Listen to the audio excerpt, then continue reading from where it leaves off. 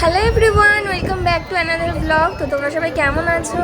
আর আমি তো as always just ফাটাফাটি আছি। তো আজকে হচ্ছে আমাদের দীঘার প্রথম দিন। তো প্রথম দিন আমরা দীঘাতে বিকেলবেলা চলে এসেছি খাওয়া দাওয়া করে। আর এখানে রয়েছে আমার বান্ধবীরা। তো এই যে আমরা দুজন, এটা হচ্ছে আজকে আমাদের আউটফিট। শোনা যাচ্ছে? তো চলো যাওয়া যাক, আর বিকেলবেলায় কী কী করি আমরা এখন চড়বো হচ্ছে কি ঘোড়া।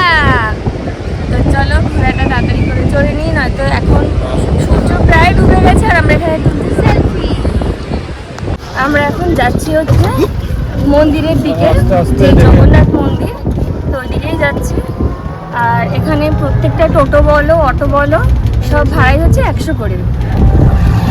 এই যে এখনকার ভিউ।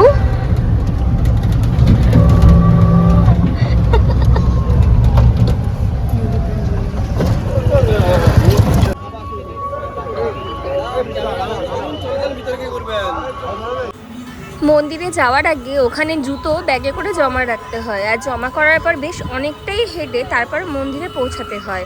তো আমরা এখানে দেখো মেয়েদের লাইন আলাদা, ছেলেদের লাইন আলাদা। তো আমরা আমাদের মতন হেঁটে, বেশ ভালোই হাঁটতে হয়, হেঁটে সেই মন্দিরে যেতে হয়।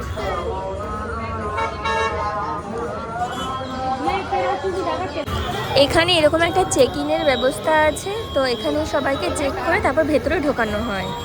সবাই বলো জয় জগন্নাথ, জয় জগন্নাথ, জয় জগন্নাথ।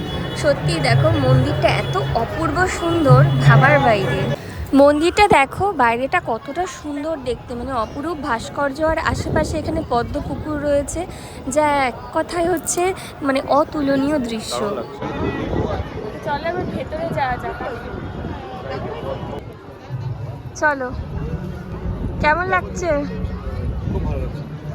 একজন এখানে ছবি তুলতে ব্যস্ত, ওই যে ক্যামেরা ওমেন। এখানে রয়েছে হচ্ছে পদ্ম। বলো শান্তি না? বেশ হাওয়া দিচ্ছে, তো আরো বেশি ভালো লাগছে সেই কারণে। তো চলো আরো একটু ভেতরে যাব, এখান থেকে বেশ অনেকটাই যাচ্ছে দেখো।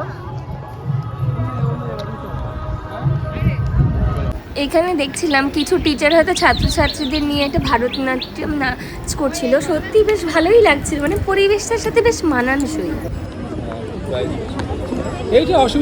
আমার ভিডিও এখন আমি এখানেই শেষ করছি। তো এখন সবাই বেরিয়ে যাচ্ছে, তো এই ব্লগটা আমি এখানেই শেষ করলাম। তো পরের দিন আবার নতুন করে নতুন ব্লগ শুরু করব। তো ততক্ষণে যেন সবাই সাবস্ক্রাইব করে দিও। টাটা।